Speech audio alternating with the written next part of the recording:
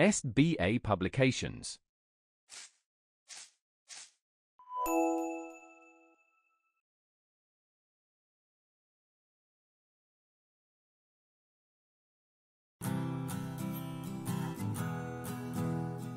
Hello everyone, I hope that you all are doing good at your place. Dear students, today we are going to start your chapter number 12 and the name of your chapter is Air. What is the name of your chapter? Air. I don't think so that you people are not aware with the word air. Air हमारे चारों तरफ होती है, ठीक है? और कभी हमें ऐसा लगता है कि हवा नहीं आ रही है तो हम लोगों को अनकंफर्टेबल होता है breathe करने में. Okay? So, in your today's chapter, we are going to learn some more importance of the air for our life. Let's come with me without any delay. By the end of this lesson, you will be able to know what air is like. Know the uses and the properties of air. Before that one, here you have an activity that you have to do with your teacher. Now we are moving towards the definition of the air.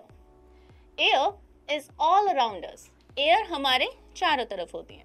But we cannot see or touch it. लेकिन ना तो हम इसको देख सकते हैं ना ही हम इसको टच कर सकते हैं. We can only feel air when it's move. हम सिर्फ एयर को फील कर सकते हैं जब ये मूव हो रही होती है, चल रही होती है. Air is very essential part for us. Air हमारे लिए एक बहुत ही एसेंशियल पार्ट है. We cannot live without air. हम एयर के बिना नहीं रह सकते. क्या आप रह सकते हैं? नहीं, कोई नहीं रह सकता एयर के बिना. Uses of air. We breathe air all the time to keep ourselves alive. हम एयर के थ्रू ब्रीथ करते हैं ऑल टाइम जिंदा रहने के लिए. Without air No form of life is possible. बिना एयर के किसी भी तरह की लाइफ पॉसिबल नहीं है. Whether it will be the human being or animals or plant, you can say. Plants and animals also need air to breathe.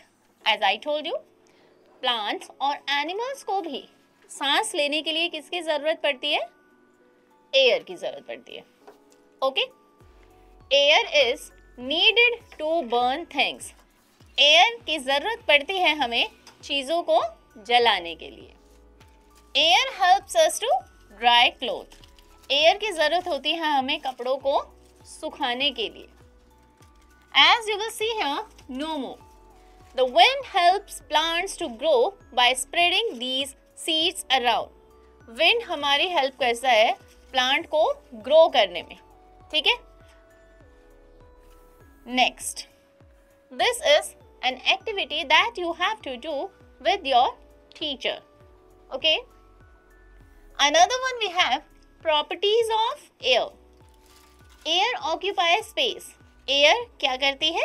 Space occupy करती है, जगह घेरती है. This is your fun time activity. Air has weight. Air में क्या होता है? Weight होता है. Again, this is the activity that you will do with the help of your teacher. Actually, these activities are helping you to prove whatever they are telling you, as air has weight. After that, there is an activity. Then, again, they are telling you air occupies space. After that, they are having one activity. Whenever you will do this activity with your teachers, so you will comes to know with the statements. That statement is correct. Okay? Next. Wind. Moving air is called wind. जो moving air होती है उसको हम क्या कहते हैं? Wind. The wind has great force. Wind में एक great force होती है. It makes the leaves and branches of the trees move. ये पत्तियों को और शाखाओं को इधर से उधर मूव होने में हेल्प करती है, ठीक है? हिलने डुलने में. A strong wind can uproot the tree. एक स्ट्रॉन्ग विंड जो है वो uproot the tree means tree को भी निकाल के उसकी जगह से अलग कर सकती है, ठीक है?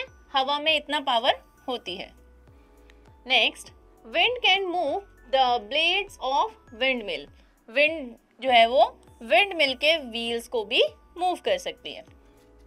A glider and a sail boat, एक ग्लाइडर को मूव कर सकती है और एक सेल बोट को भी मूव कर सकती है।